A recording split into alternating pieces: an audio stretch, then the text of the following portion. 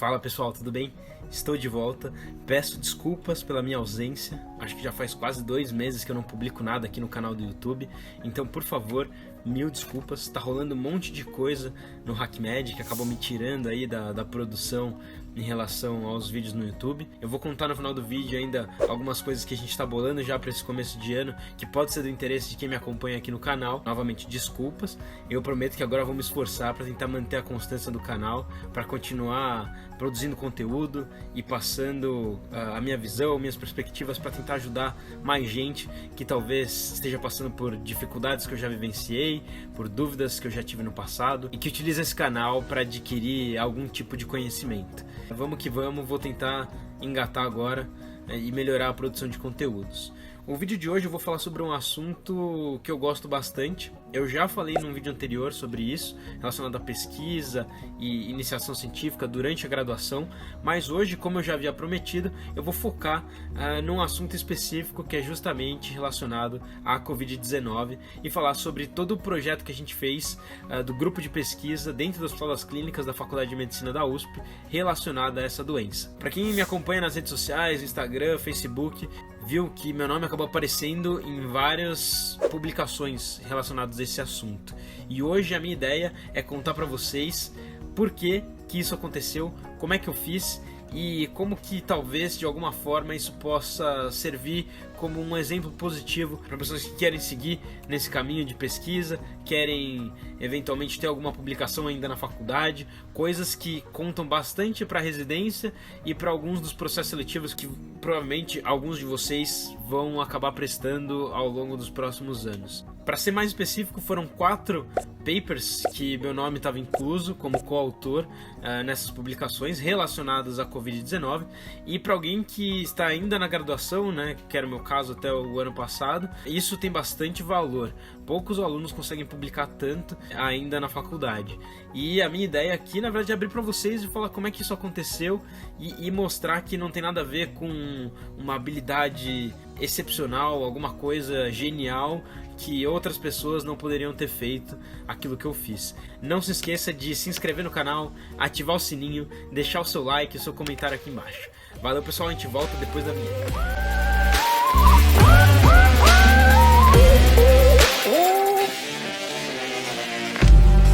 Como eu já falei em vídeos anteriores desse canal, em 2018 eu fiquei 1 ano na Harvard Medical School trabalhando com projetos que muitas vezes estavam relacionados com análise de dados, Big Data, inteligência artificial, e por conta própria busquei aprender um pouco mais sobre esses assuntos. Aprendi a programar em Python, aprendi um pouco de R para poder utilizar alguns dos softwares, algumas das ferramentas que a gente utilizava no laboratório que eu fiquei lá no departamento de medicina cardiovascular em Harvard.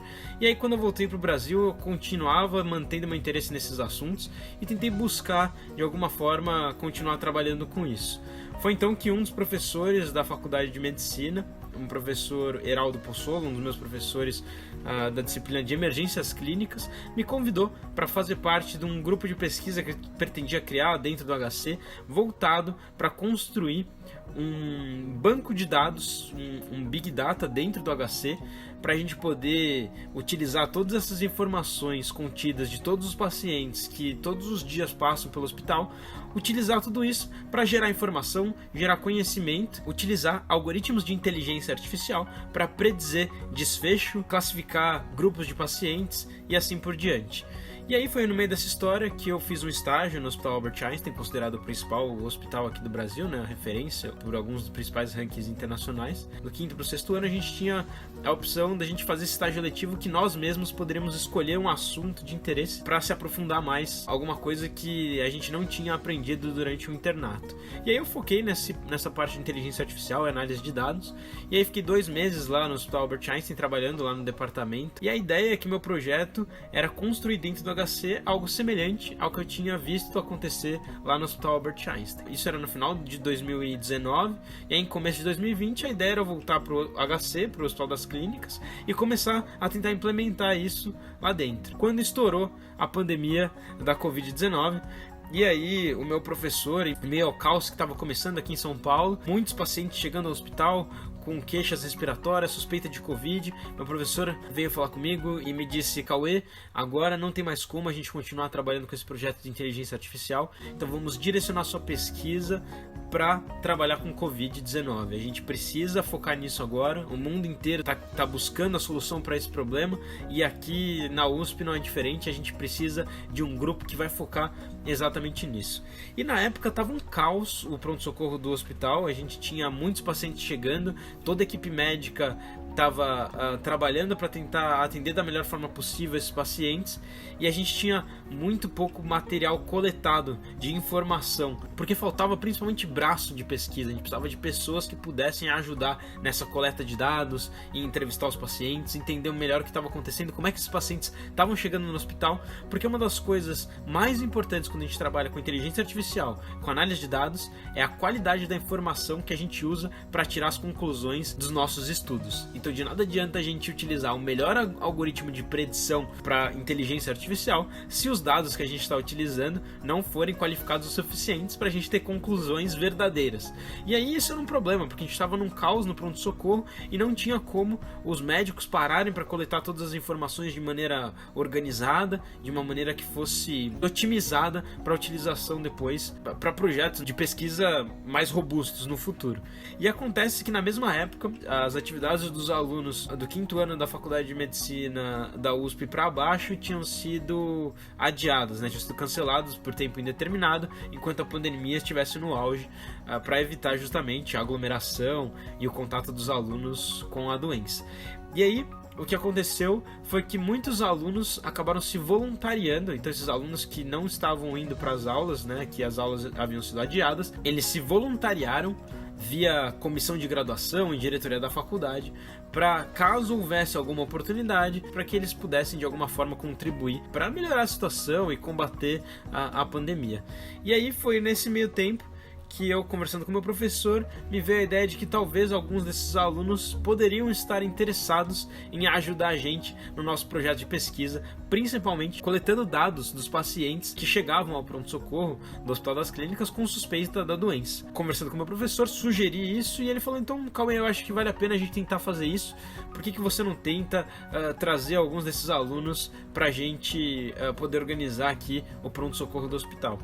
E aí o que eu fui fazer? Eu fui conversar com o diretor da faculdade e com o presidente da comissão de graduação para ver se de alguma forma a gente conseguiria encaixar alguns desses alunos que estavam querendo se voluntariar em um projeto de pesquisa grande que ia acontecer lá dentro. Se a gente conseguisse ter todas essas informações, era basicamente o hospital referência para todos os pacientes que estavam com suspeita de Covid, e principalmente Covid grave, que estavam passando por necessidade de intubação, baixíssimas taxas de saturação de oxigênio, por exemplo. Todos esses pacientes eram muitas vezes encaminhados para o Hospital das Clínicas, que era uma referência para cuidar dessa doença. E eles aceitaram a proposta de fazer o convite para alguns dos alunos participarem desse projeto lá no pronto-socorro e ajudar a gente a coletar todas essas informações que depois viriam a ser utilizadas nesses artigos que foram publicados recentemente. E a partir dessa resposta positiva, então, eu consegui uma lista de vários alunos da graduação que tinham interesse em ser voluntários e que estavam meio que ali parados sem ter muito o que fazer, e mandei mensagem para eles convidando a participar para trabalhar no nosso grupo de pesquisa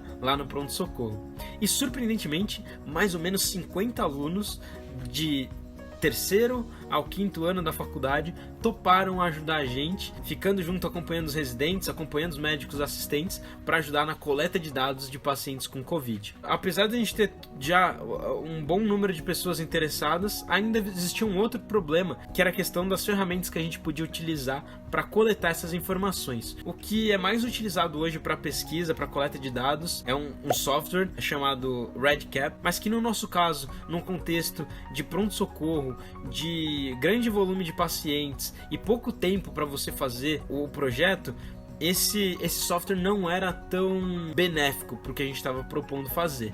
E aí fui conversar com um colega meu que era residente, ele já tinha feito clínica médica, tinha se formado já há 2 anos de clínica médica e também trabalhava bastante com pesquisa. Conversando com ele, eu falei desse problema que talvez a gente ia ter, lá no pronto-socorro. Tinha problema com sinal de internet, tinha problema porque esse software ele não rodava muito bem em celular, dava uma dor de cabeça para instalar, e conversando com ele, ele me sugeriu um outro aplicativo que ele já tinha usado no passado, chamado TeamScope, que era um aplicativo que basicamente qualquer pessoa podia baixar no celular, qualquer pessoa do nosso grupo. Então a pessoa basicamente precisava de um smartphone, a gente passava para ela o acesso dentro do nosso grupo de pesquisa, a gente construía o formulário e depois disponibilizava dentro do celular. Um formulário que era muito mais fácil de utilizar do que o formulário do REDCap nas condições em que a gente se encontrava, tá? É óbvio que varia muitas coisas de contexto para contexto, mas naquela situação a gente entendeu que esse aplicativo, por ele ser baixado direto no celular, ele permitir uma melhor interface entre o usuário e o formulário, né? Ele era muito fácil de utilizar. Para quem conhece aqueles formulários de brincadeira que você tem aí disponíveis na internet, é muito parecido com aquele BuzzFeed, sabe? Que você tem uma pergunta e embaixo você tem as opções. Construímos o formulário com base também em um outro projeto que um dos professores que estava ajudando a gente nesse trabalho já tinha desenvolvido. A gente transferiu esse formulário para o modelo do TeamScope, adicionamos algumas coisas, retiramos outras coisas, fizemos um modelo muito mais fácil de utilizar para os alunos e disponibilizamos para todos esses alunos que se voluntariaram para fazer esse projeto. E aí eu fiquei meio que de coordenador desse grupo. No primeiro momento a gente se reunia mais vezes, né? Algumas vezes por semana. Basicamente a gente fez todo um mapa do pronto-socorro do hospital, dividimos em 4 grandes áreas. Tinha pelo menos um aluno em cada uma dessas áreas. A cada 4 horas a gente revezava os turnos entre eles. E foi uma experiência muito interessante, porque eram alunos que muitas vezes ainda não estavam num estágio tão avançado no curso de medicina, então alunos do terceiro, do 4º ano, mas que puderam ajudar de forma imensurável o trabalho das equipes lá no pronto-socorro. Porque o que a gente fazia era, a gente colocava um aluno da faculdade de medicina acompanhando um médico residente ou um médico assistente, que são os médicos mais graduados ali, responsáveis por todo o andamento do que rola lá no pronto-socorro, e esses alunos acompanhando os médicos iam coletando as informações e colocando dentro do aplicativo aquilo que o médico não conseguia fazer por falta de tempo e falta de braço para fazer esse trabalho. E aí, fora isso, eles também ajudavam em algumas questões mais básicas, né, mais simples, que muitas vezes o residente também não conseguia ter tempo para fazer e que um aluno de medicina teria condições, como coletar alguns exames de sangue, gasometria arterial. E então, de certa forma, a experiência ali no pronto-socorro foi excelente com esses alunos. Todos eles adoraram pelo aprendizado e também por sentirem que estavam contribuindo de alguma forma para ajudar a situação da pandemia no nosso país, e todos eles foram recompensados também com as publicações que foram geradas, tendo participação nessas publicações a partir do grupo de pesquisa da Covid que a gente construiu. Isso que eu queria falar aqui hoje, na verdade será meu objetivo no final de contar toda essa história, é mostrar para vocês que na verdade tudo que aconteceu não exigiu um trabalho intelectual de altíssimo nível que, cara, só se eu fosse algum gênio para conseguir construir dentro da faculdade, mas foi muito mais uma questão de, cara, a gente estava precisando de alguém que naquele momento entendesse os problemas que estavam rolando e pudesse de alguma forma ajudar executando e construindo uma solução para um problema que a gente enfrentava naquele momento. E foi isso que eu fiz. Eu simplesmente juntei as peças que já estavam todas disponíveis, eu não criei nada do zero, não reinventei a roda, eu simplesmente utilizei várias ferramentas e várias oportunidades que já estavam lá prontas para serem utilizadas, mas não estavam sendo aproveitadas da melhor maneira possível. E no final das contas, ajudei a construir um sistema que funcionou muito bem. Foram mais de 5.000 pacientes que passaram ali pelo pronto-socorro, que foram entrevistados pelos nossos alunos. Desses 5.000, mais de 600 foram confirmados casos de Covid. Até o momento, já tivemos 4 publicações do nosso grupo, uma delas, inclusive, em uma das principais revistas científicas de infectologia do mundo, relacionada à Universidade de Oxford, né, uma das principais universidades também do planeta. Desde o momento em que meu professor me chamou para falar sobre o problema que a gente estava vivenciando, até termos toda a equipe de alunos voluntários trabalhando no PS, o formulário disponibilizado, eles captando essa informação. Guess what, bitch? Coronavirus! Foi algo que a gente conseguiu fazer em menos de 2 semanas. Uma semana e pouco já estava tudo isso rodando dentro do PS.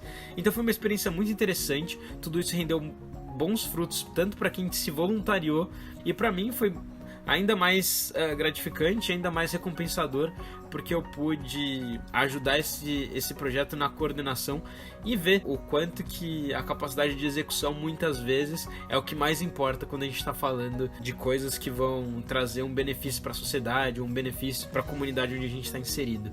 Muitas vezes a gente fica muito tempo pensando nas ideias e a gente não sai muito desse campo, mas se a gente não põe em prática aquilo que a gente pensa, se a gente não consegue executar e converter as nossas ideias em algo de valor para a sociedade, em algo que de fato vai ter algum valor para as pessoas daquela sociedade, daquela comunidade, só as ideias, elas perdem todo o seu valor. Era mais ou menos essa ideia que eu queria falar. E aí, muito nessa linha, falando sobre execução, falando sobre a capacidade de a gente colocar as coisas, tirar as coisas do papel e construir soluções de fato para os problemas que a gente enfrenta no dia a dia.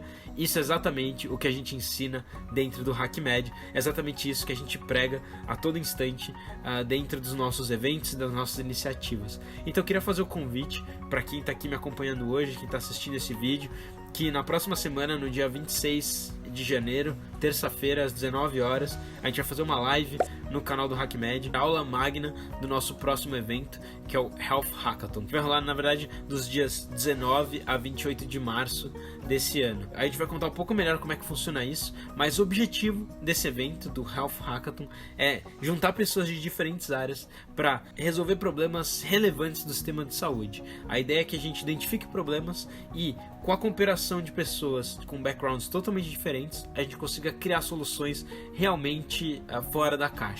E, como eu falei aqui, não adianta nada a gente criar soluções só na nossa cabeça. A ideia é que num hackathon a gente consiga projetar isso, criar MVPs, que são protótipos daquilo que a gente quer gerar, criar modelos de negócio para pensar como a gente pode tornar esse tipo de ferramenta, esse tipo de solução sustentável ao longo do tempo e fazer isso acontecer em um curto intervalo de tempo. Então, se você tem interesse por esses assuntos, se você quer trabalhar com inovação na área da saúde, quer aprender um pouco mais sobre isso, sente que de certa forma essa parte de execução é algo que ainda falta você se qualificar, não se desespere, porque isso é algo que dá sim para ser aprendido, e 2, você pode aprender com a gente no HackMed. Então vem conhecer um pouco mais das nossas iniciativas, siga o HackMed nas redes sociais, Telegram, Instagram, para saber um pouco melhor como é que tudo isso tem sido feito dentro da nossa organização. Participe da aula magna que vai rolar na semana que vem, que é uma aula que vai ser totalmente gratuita, em que a gente vai trazer algumas referências, algumas pessoas que fazem parte da nossa comunidade, que fazem parte da organização, grupo de fundadores, advisors do HackMed, para falar um pouquinho melhor para vocês sobre como que vai ser o Health Hackathon de 2021. Temos algumas surpresas, o evento vai ser diferente, ele vai ser híbrido, online e presencial. O presencial aqui dentro do Hospital das Clínicas da Faculdade de Medicina da USP, em São Paulo, mas eu vou deixar todas as surpresas para serem reveladas lá no dia 26 no canal do HackMed no YouTube. Não se esqueça de se inscrever no canal, ativar o sininho, deixar o seu like aqui embaixo e um comentário, sugestão sobre vídeos, sobre algo que eu deixei de falar e que você sente falta, porque meu objetivo é justamente criar conteúdos que sejam de fato relevantes para as pessoas que me acompanham aqui no canal. Espero que vocês tenham gostado. Qualquer coisa a gente se vê na aula magna do Health Hackathon na semana que vem. Valeu, pessoal, até a próxima.